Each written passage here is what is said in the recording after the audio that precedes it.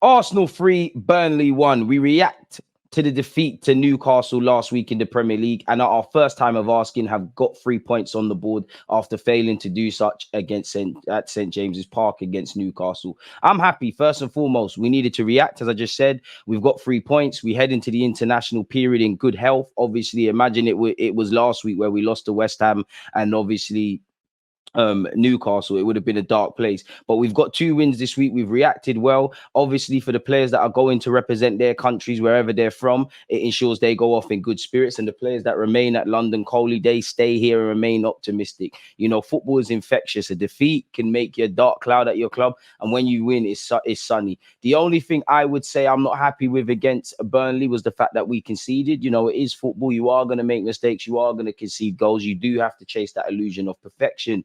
Saliba is a boss. Declan Rice a boss. Trossard has shown why he needs to be given an extended run into the team. I always say sometimes you need to piggy bank off the play of players in a really good run of form, and I think Trossard is exactly that. He gives us a lot of fluidity. He links up better with the other attackers. You know, he's not really just stationary. Even in that Burnley game, there were times he was playing as a striker in the first half, and on the left hand side in the second half, primarily he was dominating. You know, Zinchenko even got back to his best, and what a kung fu karate kick that was, really and truly. You know, we are one of the best teams statistically defensively in the Premier League, but I don't necessarily believe we are one of the best defensive teams in the Premier League, because we have this element of cheap goals. But the goals were flowing. We played well. We did what we needed to do. There's no waffling about VAR. Saying that, Fabio Vieira, I don't think he can complain. The initial contact is high, but his foot is high. The contact is low. So I don't think there's that. You know, we had about 10 plus corners at some point, and it's nice to see that indirectly we've scored from 2 of those people.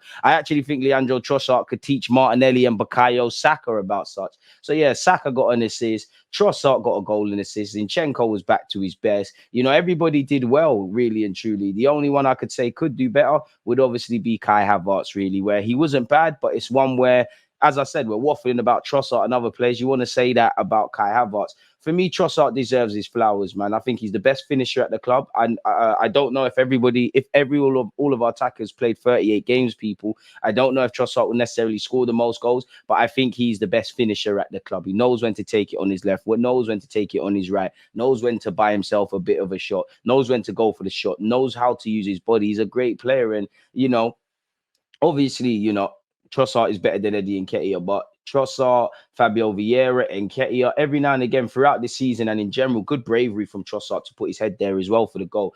You need to piggy bank off players' form, and Trossard is in red hot form. I think there will be games for Eddie and Nketiah, but I think Trossard needs to be one of the first names on the team sheet. He gives us better fluidity. He links up better with the attackers. You know, I think Martinelli and Saka really enjoy playing with him. I just think, you know, again, you know, Eddie's like a stationary target. He plays like a pure striker.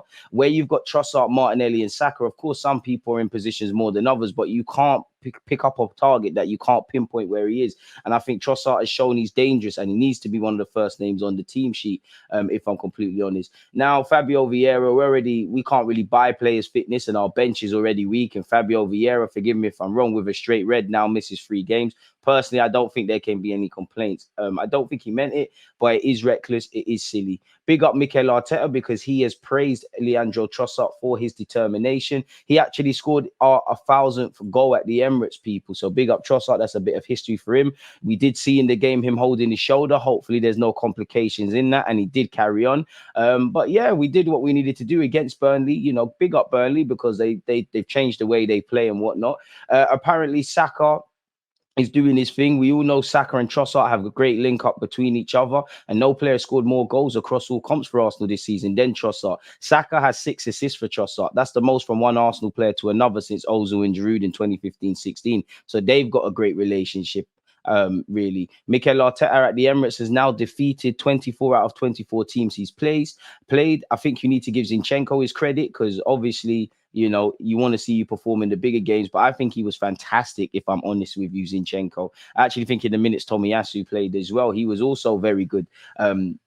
So big up our fullbacks. That puts us second in the table, people. I don't look at the league table. I don't draw too many conclusions. We need to keep going. Big up William Saliba for bagging as well, the man mountain. And it ensures that Arsenal fans remain in high spirits and the feel-good factor is going. And the race for European qualification / the title is still going.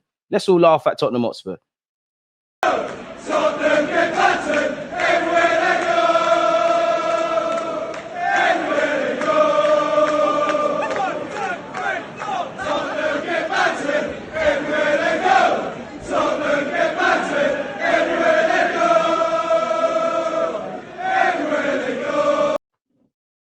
So don't forget to like, comment, subscribe. Let me know your thoughts on the Burnley game and how you're feeling about our players individually and collectively in general.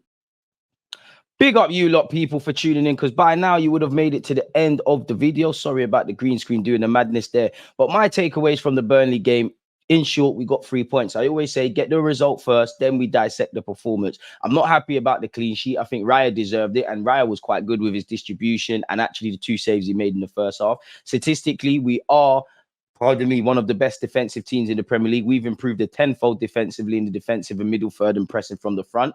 But I do think there's many gears to go, really. We still have this element of kind of switching off, like with Burnley's goal. I can describe us a bit as ruthless. On another day, maybe we could have and should have scored a lot more, but we found 3 goals. We got 3 points. You know, Declan Rice and Saliba in particular are jokes in a good way. Like, their level of consistency is ridiculous. As I was saying with Trossard, I think Trossard has to play for the foreseeable future. Apologies. There will be times for Eddie and Ketty, and we need more of a traditional striker. And obviously, if Jesus is fit tomorrow, I don't think Trossard should necessarily lose his spot. You know, if Gabriel Jesus is fit after an international break, he starts every day of the week for me. If Odegaard's fit, then that puts a spanner in the works. But could you put, I don't buy into the notion of Trossard playing as an 8 people like some people, but could you put Trossard in Odegaard's role, Jesus up front, obviously Saka and Martinelli either flank, and, you know, Declan Rice and Jorginho? If not Jorginho, could you put Odegaard there, really? You know, with Kai Havertz, it's another game where you simply put you're wanting more. You're not really moved by anything he does. I do see a bit more of a confident Kai Havertz, if I'm completely honest with you. He is trying new things. He is getting into good positions, but I just think, you know, he wasn't up to speed with some of the players that are in the final third. Obviously, finishing and shooting, these are things Trossard needs to do a lot better, and ultimately just play better, really. But I do think he's looking a lot more confident, to be honest with you. Again, the bars on the floor with Trossard, but I think you were decent. One of the more decent players when we lost to West Ham. You was one of the more decent players when we lost to Newcastle. You had a good game in the Champions League where the other players were playing to a higher level, but from what I've seen, you was all right. And he did well against Burnley. So he's ticking over. He's fitting in, but he's not standing out. And that £65 million that we spent so far is not being justified. You know, it's nice to obviously win at the Emirates Stadium. I think Zinchenko was quality as well, and he deserves his praise. I did want to see a bit more in the first half from everybody in midfield, apart from Declan Rice. I think Jorginho wasn't quite threading the passes to the standard he can. And I'd say the biggest talking point now is, unfortunately, Fabio Vieira straight red. Isn't he out for 3 games? We've got Brentford after the international break.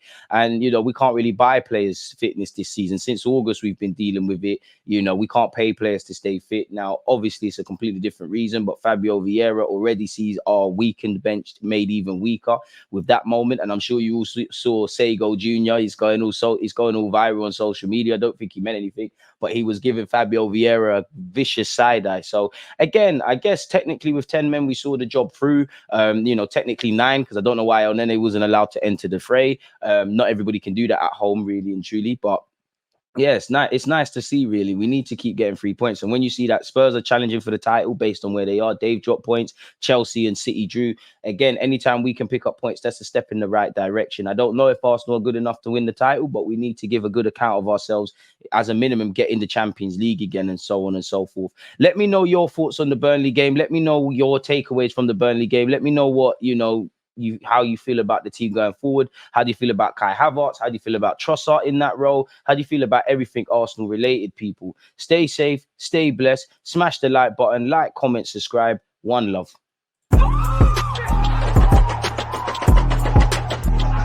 There's always that active and defending. I think it's like